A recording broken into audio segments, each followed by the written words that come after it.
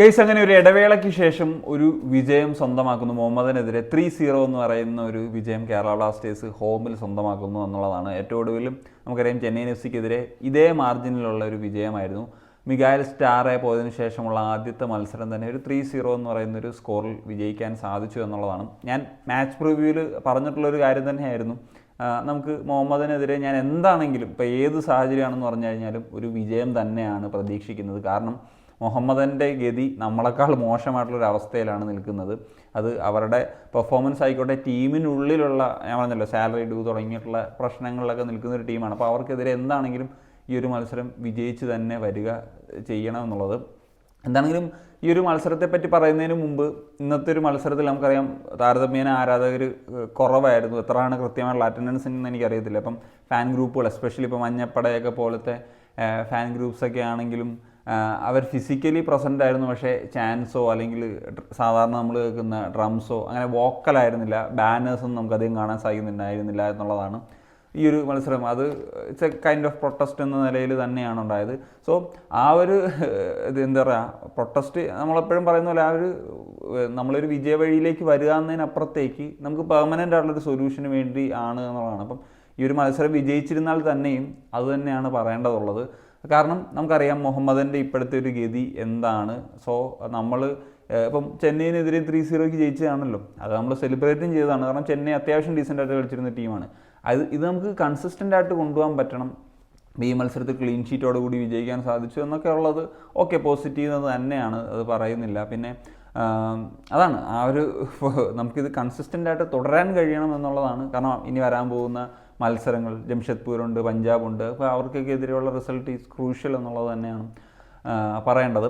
So നമുക്ക് ഈ ഒരു മത്സരത്തിലേക്ക് വരുന്നൊരു സമയത്ത് അതിന് മുമ്പ് ഒരു കാര്യം കൂടെ പറയാം. ഈ പ്രൊട്ടസ്റ്റും കാര്യങ്ങളൊക്കെ ആയിട്ട് ചില മാനേജ്മെൻറ്റിനൊക്കെ എതിരെയുള്ള ചില ബാനേഴ്സ് പോലെയും അല്ലെങ്കിൽ ഇതേപോലെ എനിക്കൊന്ന് പേപ്പറിൽ എഴുതിയിട്ടുള്ള രീതിയിലുള്ള ഒരു സ്കാം എന്നുള്ള തരത്തിലേക്കുള്ള ഇതുണ്ടായിരുന്നു. അത് പൊക്കി കാണിച്ച് പിന്നീട് അവിടെ എന്തൊക്കെ പ്രശ്നങ്ങൾ ഉണ്ടായെന്ന് നോക്കുന്നു. ബൗൺസേഴ്സ് വന്നത് വിലക്കിയെന്നോ അത് എന്താണെന്ന് മനസ്സിലാകുന്നില്ല. എന്താണ് പ്രതിഷേധം ഫാൻസിനെ അറിയിക്കാനുള്ള ഒരു സാഹചര്യമില്ലേ? ഒഫൻസീവായിട്ടൊന്നും അല്ലല്ലോ, ഇങ്ങനത്തെ കാര്യങ്ങൾ കാണിച്ചല്ലേ, വയലൻ്റ് ആയിട്ടൊന്നും പെരുമാറുന്നില്ലല്ലോ. ഇതൊക്കെ കൊൽക്കത്തയിലൊക്കെ ഇത് നമ്മൾ മുമ്പ് ഇപ്പോൾ മോഹൻ ബഗാൻ ഫാൻസ് ആണെങ്കിലും അല്ലെങ്കിൽ ഈസ്റ്റ് ബംഗാൾ ഫാൻസ് ആണെങ്കിലും ഇവർക്ക് മാത്രം അത് പറയും സ്പോൺസേഴ്സിൻ്റെ കാര്യങ്ങൾ ഇതൊക്കെ അതൊന്നും ശരിയായിട്ടുള്ളൊരു പരിപാടിയല്ല. എന്താണെങ്കിലും മത്സരത്തിലേക്ക് വരുന്നൊരു സമയത്ത് എനിക്ക് ഫസ്റ്റ് ഹാഫ് സത്യം പറഞ്ഞു കഴിഞ്ഞാൽ മിക്കവർക്കും ഇതൊരു ബോറിങ് ആയിട്ടുള്ളൊരു ഗെയിം തന്നെയാണ്, അതിൽ സംശയമൊന്നുമില്ല. എനിക്ക് തോന്നുന്നു നമ്മൾ ആ ഫസ്റ്റ് ഗോൾ വരുന്നവരെയുള്ളൊരു ക്രൂഷ്യലായിട്ടുള്ള ഇൻസിഡൻസ് അറ്റാക്കിംഗ് വൈസ് നമ്മൾ നോക്കുമ്പോഴത്തേക്കും പെപ്രയ്ക്ക് കിട്ടിയിട്ടുള്ളൊരു ഹെഡർ ചാൻസ് ഉണ്ടായിരുന്നു നോവ കൊടുത്തിട്ടുള്ള. അത് കഴിഞ്ഞിട്ട് ഇതേപോലെ തന്നെ ഒരു ക്രോസ് വന്നത് എനിക്ക് തോന്നുന്നു നോവ തന്നെ ഒരു ഹെഡർ ക്രോസ് കൊടുക്കുന്നു. അത് കോറു സിംഗ് ഹെഡറായിട്ട് അടിക്കാൻ വന്നു, പോസ്റ്റിൽ തട്ടിയിട്ട് വീണ്ടും ഈ പറഞ്ഞ പോലെ പെപ്രയ്ക്ക് കിട്ടിയിട്ടുള്ളൊരു ഇൻസിഡൻറ്റ് ഉണ്ടായിരുന്നു. അതായിരുന്നു ആ ഗോൾ വരുന്നതിന് മുമ്പുള്ള ഇത്. എന്താണ് അതിന് ഫസ്റ്റ് ഗോളെന്ന് പറഞ്ഞു കഴിഞ്ഞാൽ ഒരു ബ്ലണ്ടർ മിസ്റ്റേക്ക് ഭാസ്കർ റോയ് വരുത്തിയതാണ്. എപ്പോഴും നമുക്ക് ബ്ലണ്ടർ മിസ്റ്റേക്ക് വഴി ഗോൾ കൺസീഡ് ചെയ്താൽ മാത്രം പോരല്ലോ, ഗോളും വരണമല്ലോ എന്നുള്ള ചിന്തയിലായിരിക്കാം, ചുമ്മാ പറഞ്ഞാണ്. അങ്ങനെയാണ് ആ ഒരു ഫസ്റ്റ് ഗോൾ വരുന്നത്. 1-0 എന്ന് പറയുന്ന നിലയിലെത്തി. അതിനുശേഷം ഒരു ഗോൾ വന്നതാണ്, അത് പക്ഷേ ഓഫ് സൈഡ് വിളിച്ചു, പക്ഷേ അത് ഓഫ് സൈഡ് അല്ലായിരുന്നു. അതും എനിക്ക് തോന്നുന്നു രണ്ടാമത്തെ ഗോളിന് ശേഷമാണെന്ന് തോന്നുന്നു. സോ എന്താണെങ്കിലും രണ്ടാമത്തെ ഗോള് വരുന്നത് ഒരു സെറ്റ് പീസിൽ നിന്ന് സ്റ്റാർട്ട് ചെയ്തിട്ടുള്ളൊരു ഇൻസിഡൻ്റ് ആണ്. അത് ലൂണ കോറുവിന് കൊടുക്കും. കോറുവിൻ്റെ എന്താ ഒരു ക്രോസ്, അടിപൊളി ക്രോസ് തന്നെ ആയിരുന്നു. സോ അത് കൃത്യമായിട്ട് നോവയ്ക്ക് ഗോളാക്കി മാറ്റാൻ സാധിച്ചു എന്നുള്ളതാണ്. അങ്ങനെയാണ് രണ്ടാമത്തെ ഗോൾ വരുന്നത്. പിന്നീട് മാച്ച് സീൽ ചെയ്യുന്ന തരത്തിലുള്ള ഗോൾ വരുന്നത് അത് ലൂണ സെറ്റ് ചെയ്ത് കൊടുത്തിട്ട് അതുപോലെ അത് അടിക്കുന്നത് നമുക്കറിയാം സെക്കൻഡ് ഹാഫിൽ വന്നിട്ടുള്ള കൊയ്ഫാണ്. സോ ആ മൂന്നാമത്തെ ഗോളിലേക്ക് വന്ന വഴി അതിൽ ഒരു വലിയൊരു പോസിറ്റീവായിട്ട് എനിക്ക് ഈ ഒരു മത്സരത്തിലൊരു പോസിറ്റീവായിട്ട് പറയേണ്ട ഒരു ഫാക്ടർ തന്നെയാണ് അമ്മാവിയ എന്ന് പറയുന്നൊരു താരം. സോ അദ്ദേഹം എന്താ പറയുക, ഒരു ഫസ്റ്റ് വന്ന് എനിക്ക് തോന്നുന്നു ISL തന്നെ അദ്ദേഹത്തിൻ്റെ ആദ്യത്തെ ഷോട്ടാണ്. ഒരു കിടിലൻ ഷോട്ടായിരുന്നു. ടാർഗറ്റിൽ എത്തിയില്ലെങ്കിലും അതൊരു കിടുക്കൻ ഷോട്ടായിരുന്നു. അതിനുശേഷം അമ്മാവിയയ്ക്ക് കിട്ടിയൊരു ബോളാണ് ഹോൾഡ് ചെയ്ത് അടിപൊളിയായിട്ടാണ് ലൂണയ്ക്കൊരു പാസ് കൊടുത്തത്. അവിടെ നിന്നാണ് ആ ഒരു ഗോള് വരുന്നത്.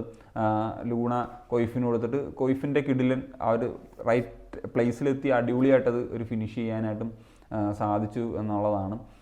എന്താണെങ്കിലും ഈ ഒരു മത്സരത്തെ സംബന്ധിച്ച് നോക്കുകയാണെങ്കിൽ മുഹമ്മദൻ യാതൊരു വിധത്തിലുള്ളൊരു ഒരു ഒരു അറ്റാക്കിംഗ് വൈസ് നോക്കിയാണ് വലിയ ത്രെറ്റൊന്നും ഉണ്ടാക്കിയിട്ടില്ല. നമ്മൾ മിസ്റ്റേക്സ് ഡിഫെൻസീവ്ലിയൊക്കെ വരുത്തിയിട്ടുണ്ട്. നിങ്ങൾ മത്സരം ശ്രദ്ധിച്ചിട്ടുണ്ടെങ്കിൽ അറിയാം, ഒരുപാട് മിസ്റ്റേക്സ് വരുത്തിയിട്ടുണ്ട്. പക്ഷേ അവരങ്ങനെ ഒരു അഗ്രസീവായിട്ടുള്ള ഒരു ഫുട്ബോൾ അല്ല കാഴ്ചവെച്ചത്. അങ്ങനെ ഒരു ടീമിനെതിരെ ആയിരുന്നെങ്കിൽ ആ മിസ്റ്റേക്സ് ചിലപ്പം നമ്മളെ പണിഷ് ചെയ്തേനെ. സോ ആ ഒരു ഫാക്ടറും കൂടി നമ്മൾ എന്താണെങ്കിലും എടുത്ത് പറയേണ്ടതാണ്. അപ്പോൾ അങ്ങനത്തെ ഒരു സൈഡിനെതിരെയാണ്. ഇപ്പം നമ്മളെങ്ങനെ പറഞ്ഞാലും ഇപ്പം ഞാൻ പറഞ്ഞില്ല, ഒരു ഭയങ്കര ഒരു ഇമ്പ്രസീവ് ആയിട്ടുള്ള മാച്ചാണെന്ന് ഞാൻ പറയുന്നില്ല. പക്ഷേ end of the day 3 points കിട്ടി. പക്ഷേ മുഹമ്മദനാണ് ആ ഒരു ഒപ്പോണൻസ് എന്നുള്ളത് മനസ്സിലാക്കുക, അവരുടെ സാഹചര്യം മനസ്സിലാക്കുക.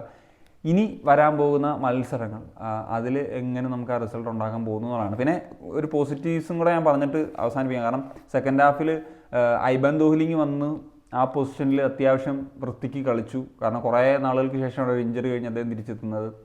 സോ അതൊരു പോസിറ്റീവാണ്.